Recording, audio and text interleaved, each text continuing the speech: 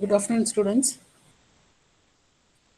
So last class we have seen about timer mode 1 programming. So today's class we are going to see about the remaining modes of your timer. So the next timer mode is mode 0. So mode 0 is nothing but it's a 13-bit timer. So mode 0 is exactly same as your mode 1 except that is it is a 13-bit timer instead of 16-bit. Okay. So here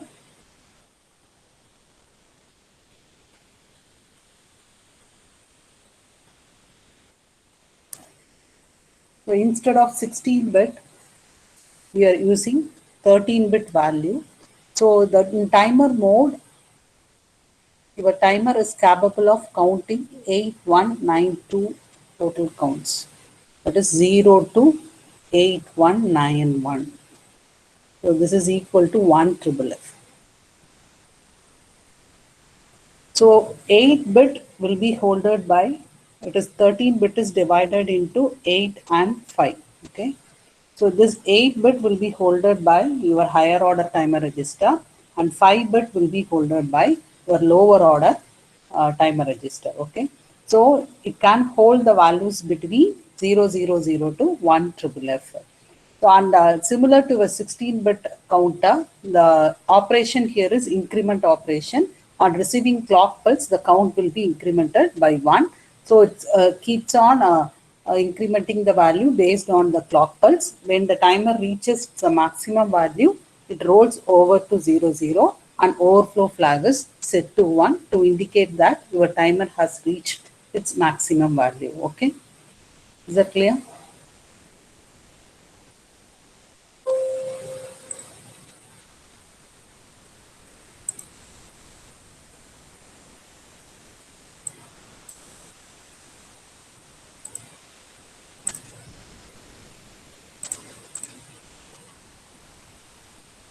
Suppose, for example, to go after calculating the initial value, the count is, let's assume, the count value 1F1A. In case of 16-bit timers, we can directly load this value into both your higher order and lower order timer register. But in case of this 13-bit timer, we have to convert this value into 13-bit instead of 16-bit. Okay. So first you write this value in binary 0001, 1111, 0001 and 1010. So you have to convert this 16-bit value into 13-bit by dividing this number into 5-bit and 8-bit. Remaining 3 bits will be discarded. Okay. So this will be loaded into your lower order register and this will be loaded into higher order register. So the value of this 11010. So that case the value is 1A. For this one the value is F8. So this value should be loaded into higher order and lower order register. So after calculating your initial value, so this is the 16-bit value. In case of your timer is operating in 13-bit timer mode, you have to convert this 16-bit value into 13-bit. For that, we have to divide this number into 5 bits and 8 bit. So 5 bit will be loaded into lower order register and 8 bits will be loaded into higher order register and remaining 3 bits will be discarded. So instead of 1F1A, you have to load F81A. So that is the difference between 16-bit timer and 13-bit timer. So this is the internal logic diagram of a 13-bit timer. So it's similar to 16-bit timer. So this switch controls the counter and timer operation, and this switch is used to start and stop the timer. So there are two ways of starting and stopping the timer. One is hardware way, another one is software way. If it is hardware way, your timer operation is controlled by run control bit. Suppose if the the starting and stopping timer is in hardware way, we have to utilize these 3 bits in order to start and stop the timer. So the operations are very similar to your 13-bit timer. The only difference is your 16-bit value is converted into 13-bit value here. So on receiving the clock pulse, the timer register value will get incremented, and after reaching the maximum value, your overflow flag is set to 1. So it's all about your mode 1. Next, we will move on to timer mode 2. So mode 2, it is an 8-bit timer. So therefore, it allows only values of 00 to FF to be loaded into your higher order register, not lower order register. So the initial value should be loaded into timer higher order register. So after TH is loaded with 8-bit value, so 8051 gives a copy of it to TL. Okay, so initially the value was, it allows value only from 00 to FF since it is a 8-bit timer. So that value, initial value, is to be loaded into higher order register. So once it is loaded, your 8051 gives a copy of the data to TL register. So the original value will be held by both higher order register and lower order register. So then the timer must be started by the instruction set bit TR0 for timer 0, set bit TR1 for timer 1. After the timer is started, it starts to count up by incrementing TL register alone, not TH. TH only holds original value. Okay. So after the timer is started, it starts to count up by incrementing TL register. So it counts up until it reaches its limit of FF. Maximum limit is FF. When it rolls over from FF to 0, your overflow flag is set to 1.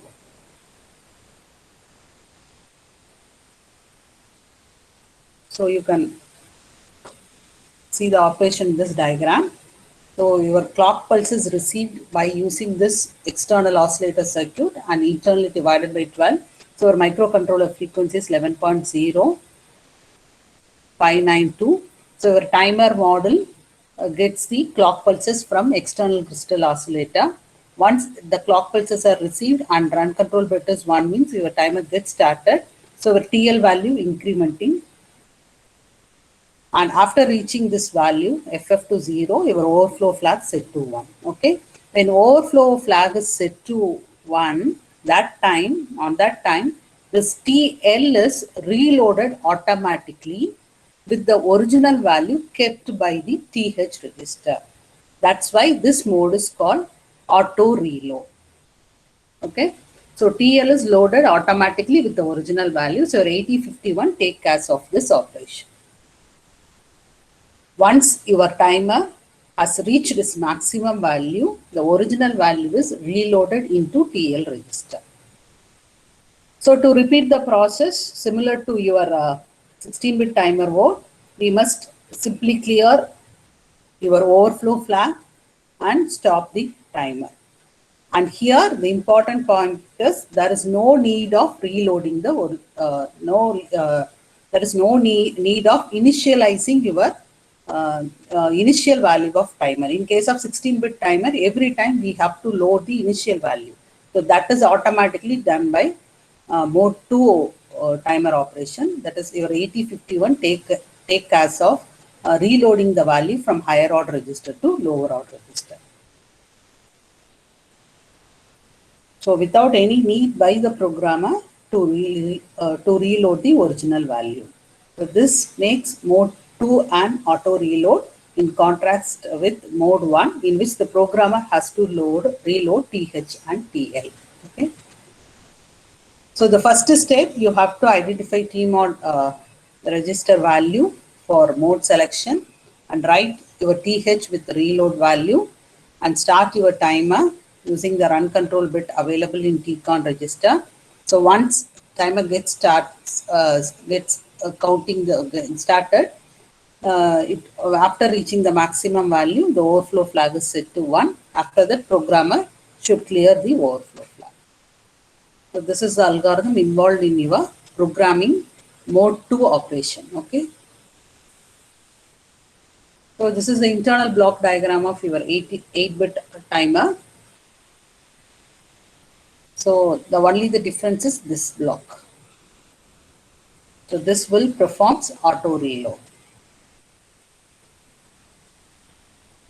So original value is holded by TH0. After reaching the maximum value, this value is automatically reloaded into TL0 in order to proceed the next process. Okay. So these are the steps involved to generate time delay using mode 2. So already I have explained, you have to identify T-mod value and load your initial value of the timer. Start the timer using set bit instruction and monitoring your overflow flag continuously. Suppose if it is raised, you get out of the loop when TL goes high. Okay, clear the overflow flag and repeat the steps from 4. So there is no need of initializing the value again. So that is the important point of your mode 2 auto reload program. Okay. So these are the steps involved. Identify the T-mod value, choose the original value, that is find out the original value based on your application. Initially clear your timer and load the initial value into both the register, lower order register and higher order register. After that, you start the timer. So your timer starts to count up by incrementing TL0 value. So after reaching the maximum value, your overflow flag is set to 1. So clear the overflow flag and repeat the steps from step 6. So the important point is here, after reaching the maximum value, we must clear the F0 and also stop the timer operation. So find the frequency of square wave generated on P1.0. Just you observe the program and find the frequency of square wave. So here timer 0 mode 2. That's timer 0 in mode 2 which is chosen. So initial value was your TH0 is loaded with 0. So your counter starts at 0, 0. And 250 is a count register that is loaded into R5. And after that, delay will be called. In delay, your timer gets started by using this instruction and monitor the overflow flag by using jump no bit instruction. Once your overflow flag is set to 1 means stop the timer, clear the overflow and repeat the delay until your R5 becomes 0.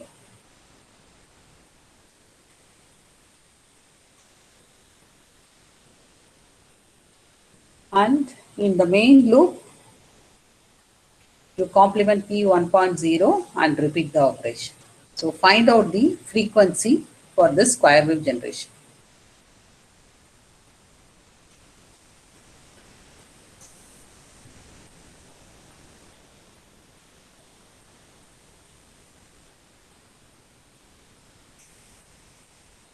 So how many times this loop will get executed? How many times the delay routine will be executed?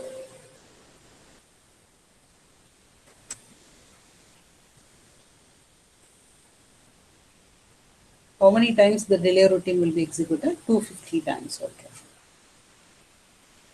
So initially your timer is loaded with 0, 0. Okay. So subtract 0 from 256. So what is the maximum value of your mode 2? The maximum value of mode 2 is 250 6. Okay, that is 0 to 255. So total counts 256. Okay. So 256 minus 0, 256. Multiply that 256 by 250 into 1.085 microseconds.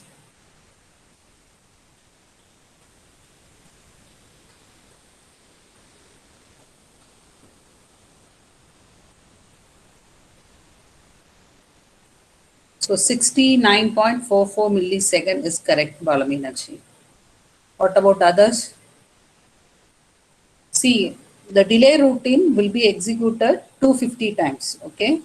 And your initial value of the timer is 0. So the maximum value of your mode 2 is 256. So your timer will start counting the clock pulses from 0 to 255. So total count 256 into 1.085 microseconds.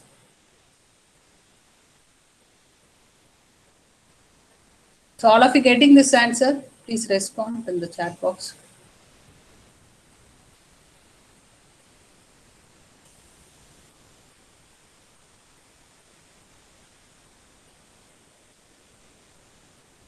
See, here this application is for square wave generation. Okay, so multiply this entire value by 2 for both your on time and off time. So 2 into inside 250. So this delay will be executed 250 times into the maximum amount of your timer mode 256 into 1.085 microsecond. So the total 138.88 millisecond. So convert this time period into frequency, you will be getting 72 Hertz. So the frequency of the square wave is 72 Hertz. So using this program, we can generate the square wave with the frequency of 72 Hertz. Please note down the solution.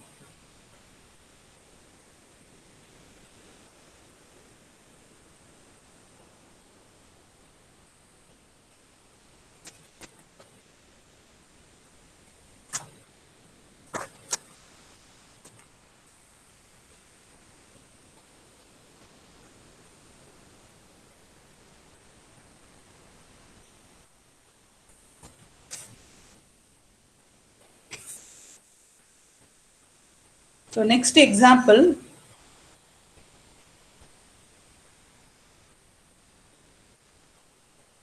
assuming that we are programming timers for mode 2, okay? So find the value loaded into TH for each of the following cases, okay? So here, the negative number is represented in the instruction, okay?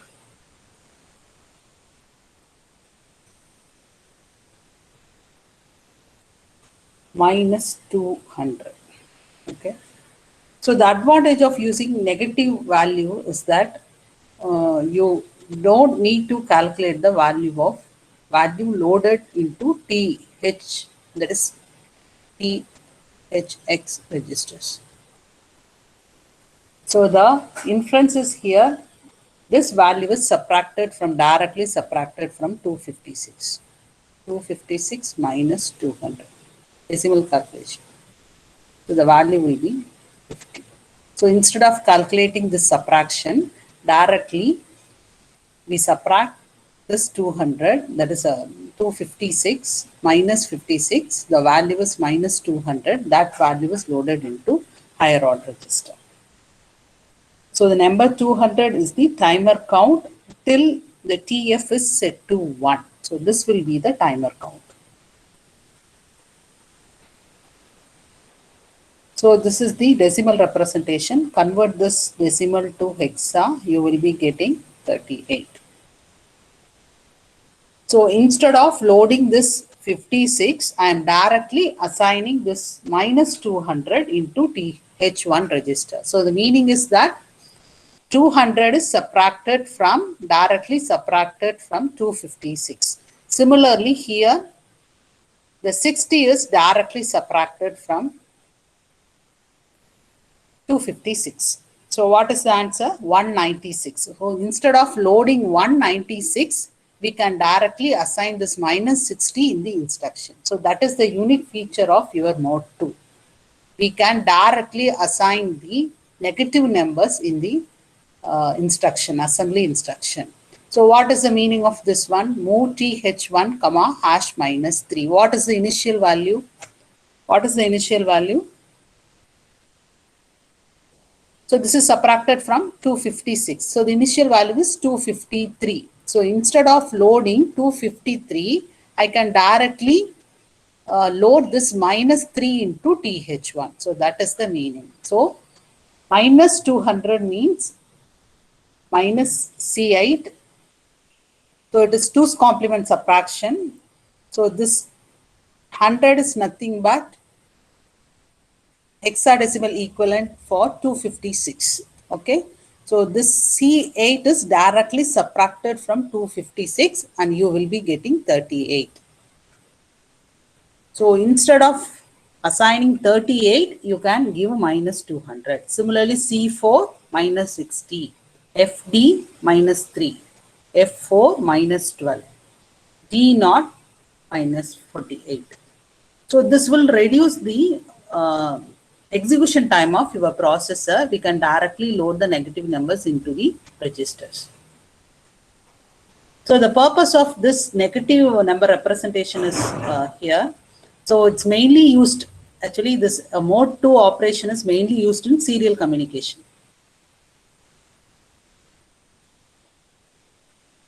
So for that purpose, we are assigning this negative numbers into th1. Any doubts in this slide?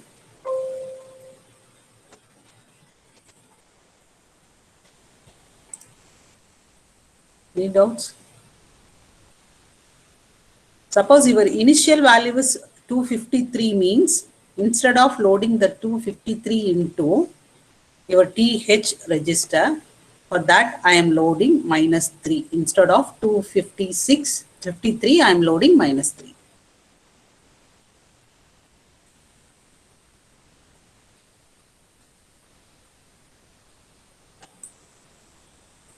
So find the frequency for this particular application.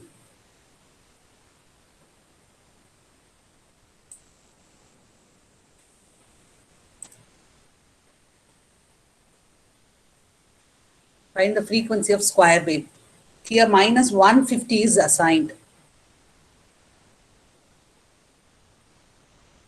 So 150 clock pulses are required to reach the maximum value. That is the meaning.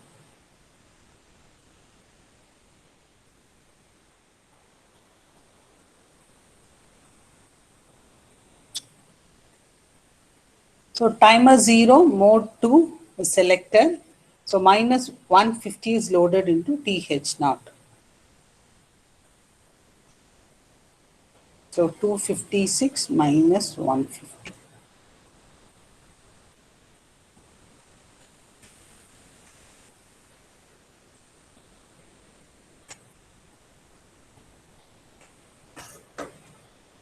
So the initial value is 106. Instead of loading this value, here they have loaded minus 150. Set bit P1.3, delay 2 times will be called, and again you clear P1.3, 1 time the delay routine will be called,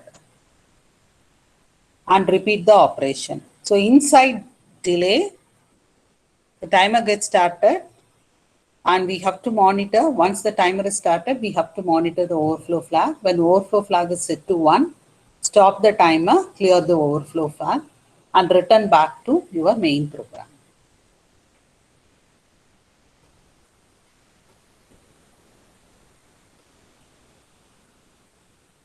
So here 150 clock pulses are required to reach the maximum value.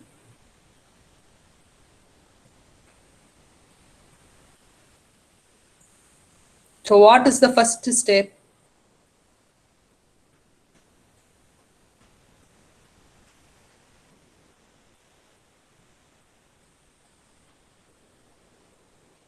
So multiply that 150 by 1.085 microseconds. So that is the first step in order to calculate your frequency. So we have to find the high period time, high period frequency. So here high portion is twice that of the low portion, because in high portion the delay routine will be called 2 times.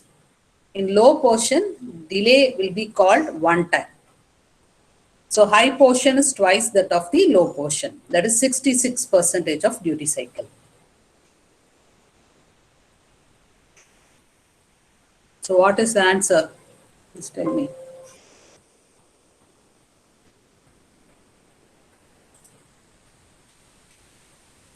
What is the answer?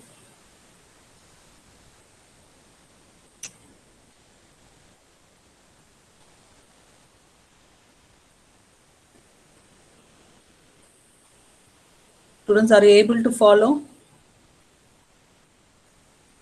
486 millisecond. Check the answer.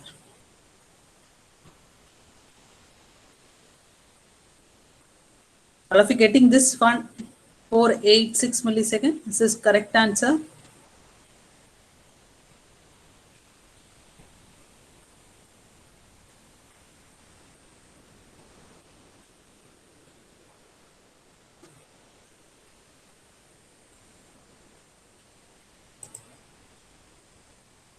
So this is the solution. So it is move TH naught hash minus 150 uses 150 clock cycles. Okay.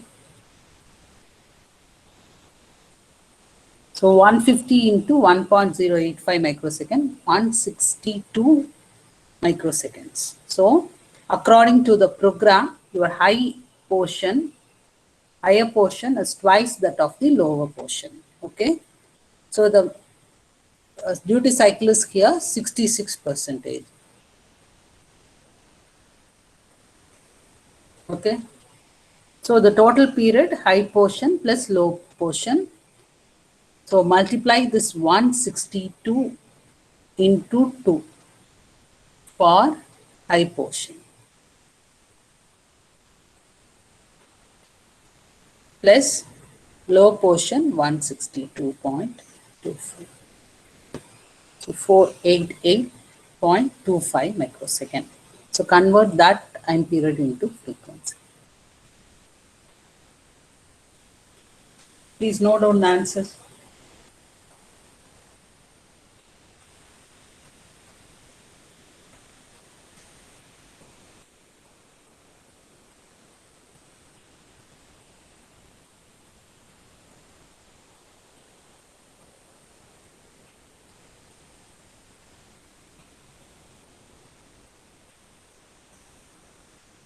So 66% duty cycle means 66% on time, 33% off time. That is on time is twice the off time. That is 33 into 2. So already I have explained this one. 33 into, this will be your on time.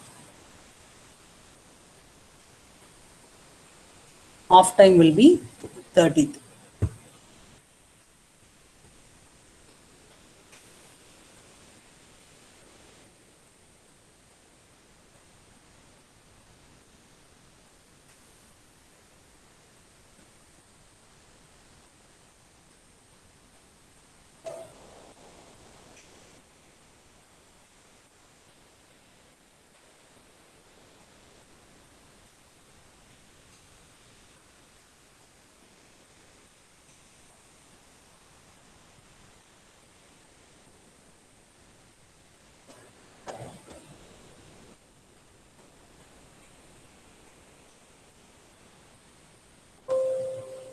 So any doubts?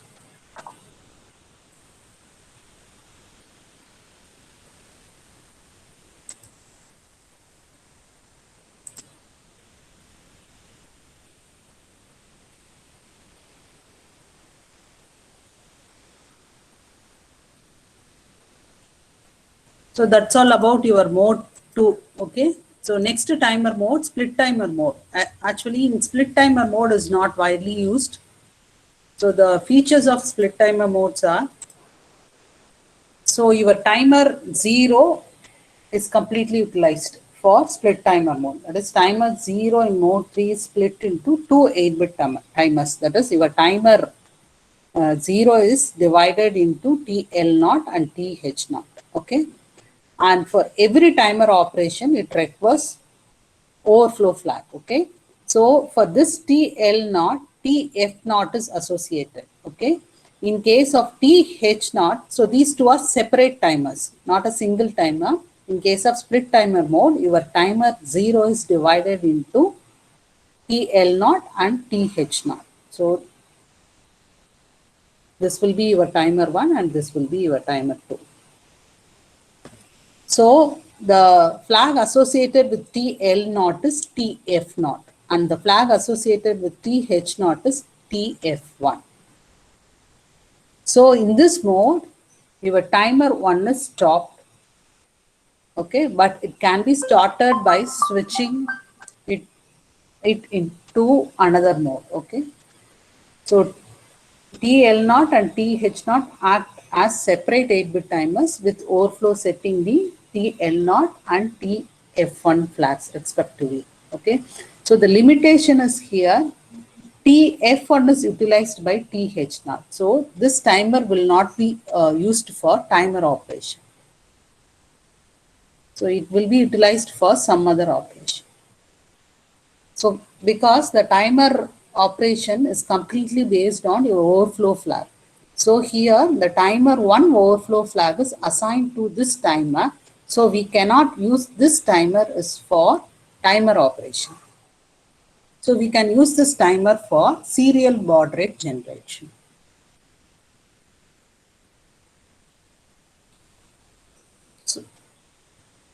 So do you understand the reason why your timer 1 is not utilized for timer operation? Because the overflow is assigned to your next timer, that is TH0. So that is the limitation. So we can use T1 as a serial baud rate generator.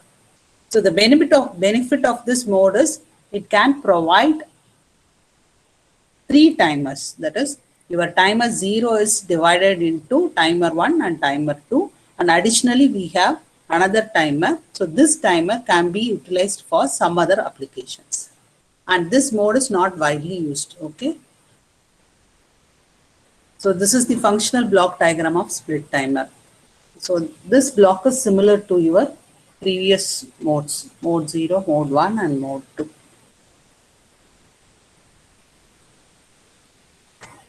Only timer 0 is involved. Okay. That is timer TF. This will be your timer 1 and TH0 is configured as a timer. This is the so single timer is split into 2 timers, timer 1 and timer 2. For each timer operation, we require timer overflow flag. For timer 1, TF0 is assigned. For timer 2, TF1 is assigned.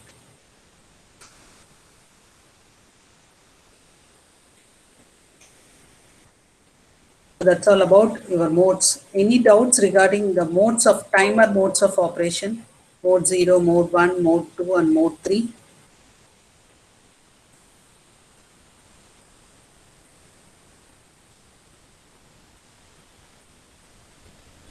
So basically 4 modes. Mode 0 is a 13-bit timer mode. So the maximum value from 0 to, that is it is able to count the events from 0 to 8191. So total number of counts 8192. In case of 16-bit counter 65536.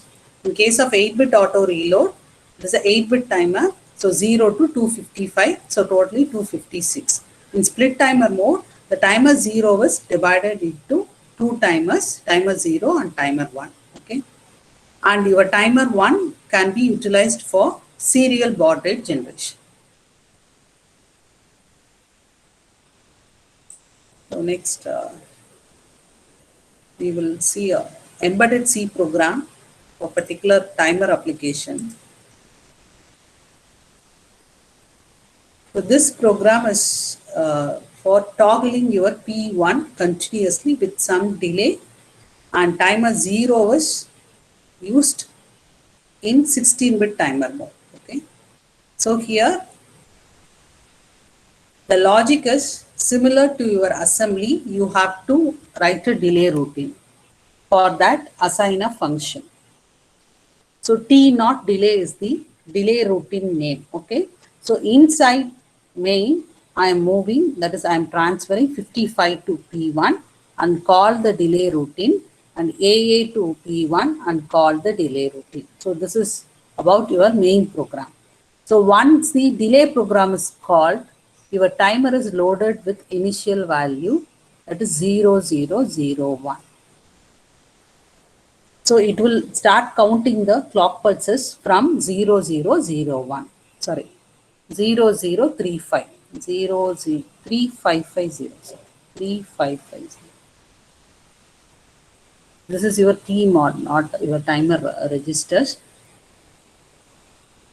So 01 is transferred to T mod, and initial value 3500 is loaded into higher order and lower order register. Next, start your timer and monitor the overflow by using this while instruction. So this instruction, this statement will continuously monitor the overflow status, overflow flag status. Suppose if TF is equal to 1 means the condition should fail here, and next instruction will be stop timer, and next stop clear the overflow flag. So it's very simple. Hello.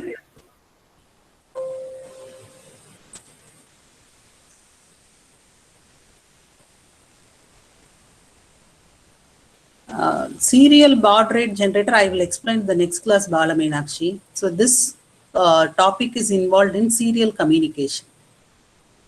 I will explain that in the next class. Okay.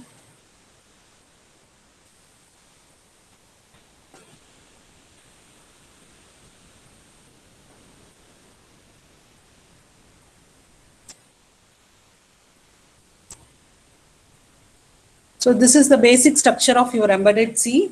For toggling the P1 port continuously, move 55 to P1, AA to P1. In between, you call some delay using your timer 0 and 16-bit timer mode. So initialize your T mod, load your initial value, start the timer, and monitor the overflow flag continuously. So once your overflow flag is set to 1, stop the timer and clear the overflow flag. So the calculation here is your maximum value of your 16-bit timer 4FF, okay, and initial value 3500. So this 3500 is subtracted from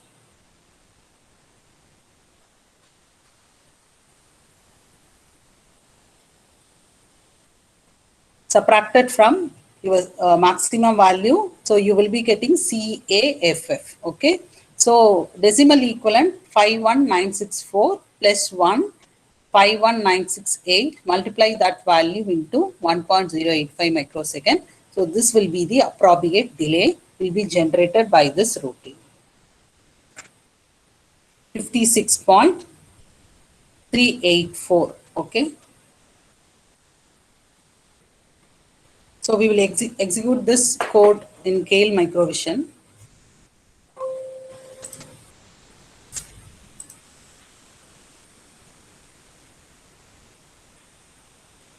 So first you have to declare your function, delay function, and main move 55 to P1, call the delay routine, A to P1, call the delay routine, and inside call you define all your timer operations, okay.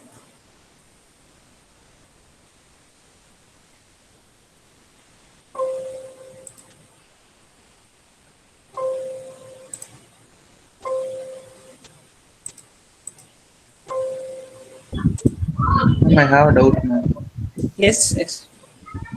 And the while loop equal to 0 equal to 1 and வருது ma'am. இல்ல இப்போ இதுல வந்து 0 இருக்கிற வரைக்கும் this statement is continuously executing. இப்போ இந்த இடத்துல வந்து கோலன் கொடுத்துட்டாங்கல்ல, இந்த while அப்படிங்கிறது keep on tracing the TF0 status. 1 இருந்துச்சுன்னா the condition is failed. If it is, that is if TF becomes 1, means the condition should fail. அப்ப என்ன ஆகும்னா it will execute the next instruction. புரிஞ்சுங்களா? tf0 is equal to 0 அப்படிங்கிற வரைக்கும் the while வந்து continuous execute ஆயிட்டே இருக்கும். when tf is equal to 1 அப்படின்னா the condition is failed. அப்ப என்ன ஆகும்னா next instruction execute பண்ணும். Yes, ma'am. Okay. ஓகேவா? அங்க வந்து we are using jump no bit இல்ல, அதுக்கு பதிலா instead of jump no bit here we are using while. That's all. இப்போ jump no bit ஓட மீனிங் என்னன்னா your tf naught is equal to 0 means the same instruction will get executed. Suppose your tf is equal to 1 means it will execute the next instruction.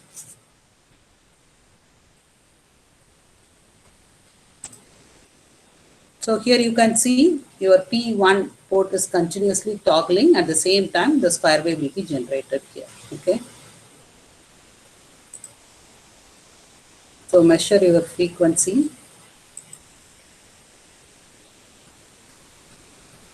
So frequency is 9.5 hertz. So based on your timer calculation, the value is 9.5 hertz.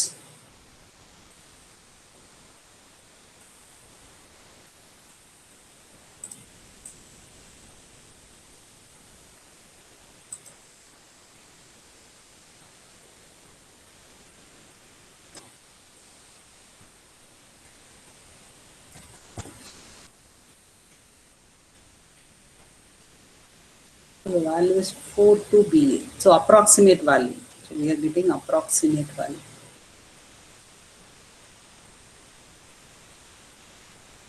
So what is the frequency?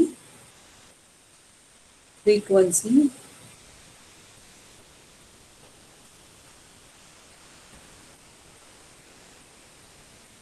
so nearly 9.5. Okay.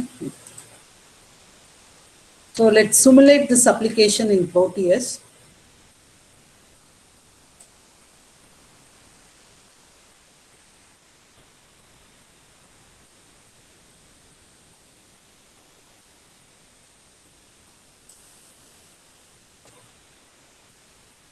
So here we have one measuring device for timer operation, that is counter timer. So we can measure the frequency by using this device, virtual device. So based on your program, your P1 port is continuously toggling after the execution. So I have connected one CRO and also at the same time I have connected one counter timer to P1.0. So this port is the complete, all the bits are involved in this program. Let's see what happens. So this is continuously toggling. Okay, all the bits are continuously toggling. And nearly we are getting 9 to 10 hertz frequency. So the frequency can be measured by using this virtual counter timer device.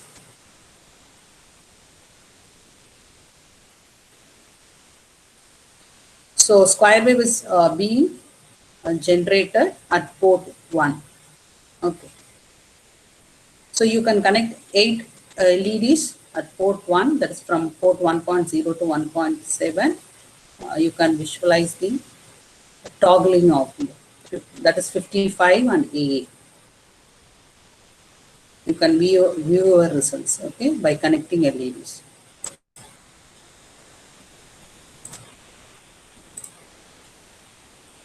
So any doubts regarding this embedded C?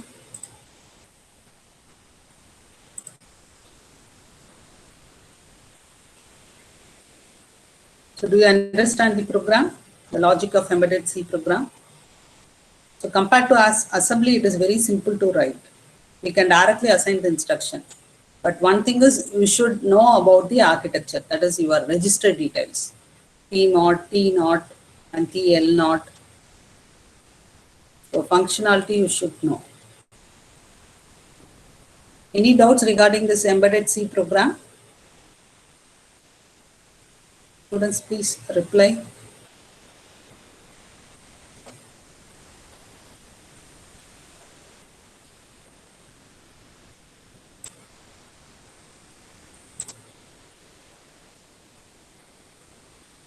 So please note down the homework problem.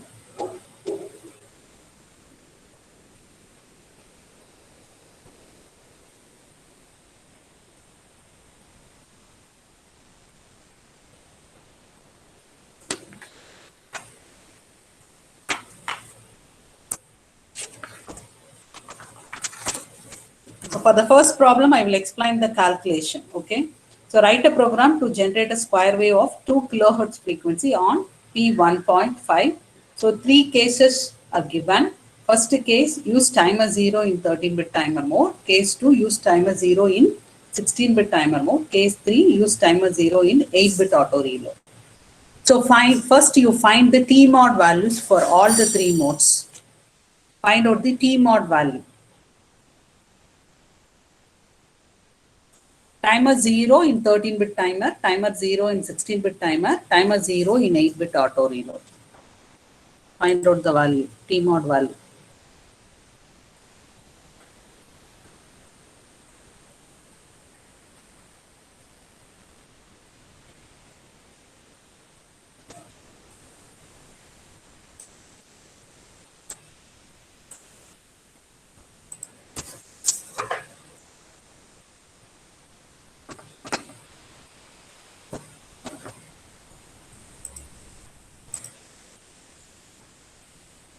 So first step is calculate T mod. Okay. So for 13-bit timer, so we are using timer 0. So timer 1 bits are 0, 0. Okay. And timer 0, 0, 0, 0. So for T mod value for 13-bit timer 0, 0. So 16-bit timer 1 odd 0 and timer 0, 0, 0, 0, 1. That is mode 1. So 0, 1. And 8-bit auto reload 0, 0, 0, 0, 0, 0, 1, 0. So the value is 0. So 13-bit 0, 0, 16-bit 0, 1, 8-bit 0. Next, you have to calculate the initial value of timer. Calculate timer values. So first, the given frequency 2 kilohertz. Okay. So convert that frequency into time period. It is 0.5 millisecond. So T is equal to 500 microseconds. So this can be divided into square wave means 250 microsecond plus 250 microsecond. So you have to calculate the initial for 250 microseconds. Okay. So for 13-bit timer, you have to calculate the initial value. So the maximum value 8192 minus 250 microseconds divided by 1.085 microseconds. So what is the answer? Please find out. 230, I think so.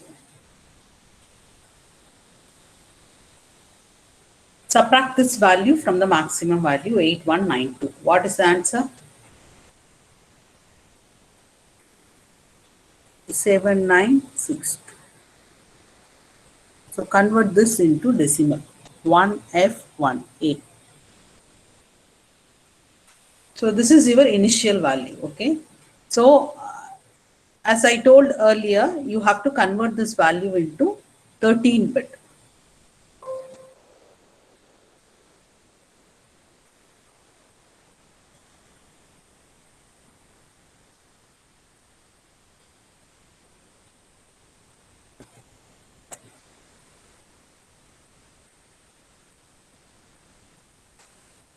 One F1A.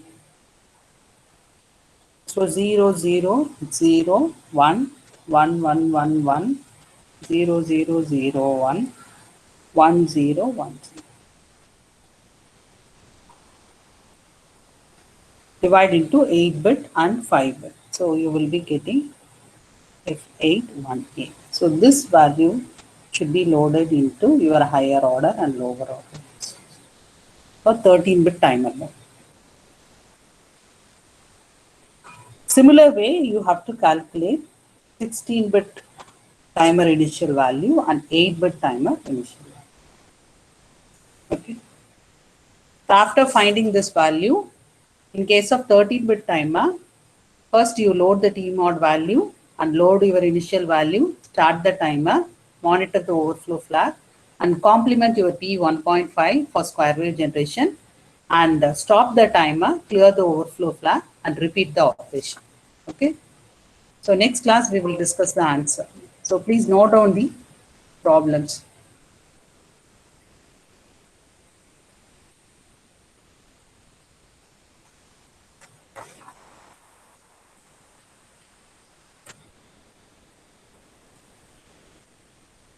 So second case, generate square wave with on time 3 millisecond, off time 10 millisecond. So you have to do separate calculation for 3 millisecond and 10 millisecond.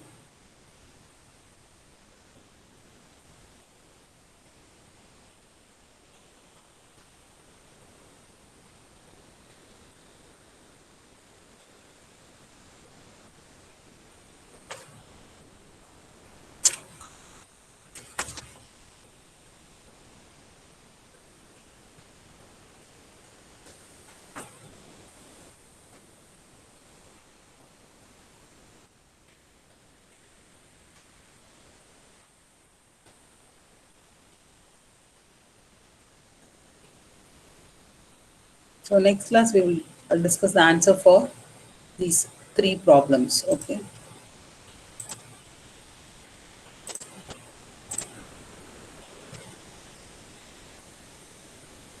Any other doubts?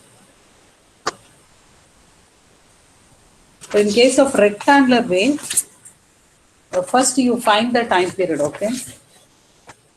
So after finding the time period, you have to divide the time period into 25% duty cycle and 75% duty cycle. Okay. In case of your rectangular wave generation. For example, 200 millisecond means your on time is 25%. Okay. Remaining 75% will be for off time. So divide that 200 millisecond for 25% and 75%. Okay. Based on that, you have to calculate the initial value of your timer. Okay. Any doubts?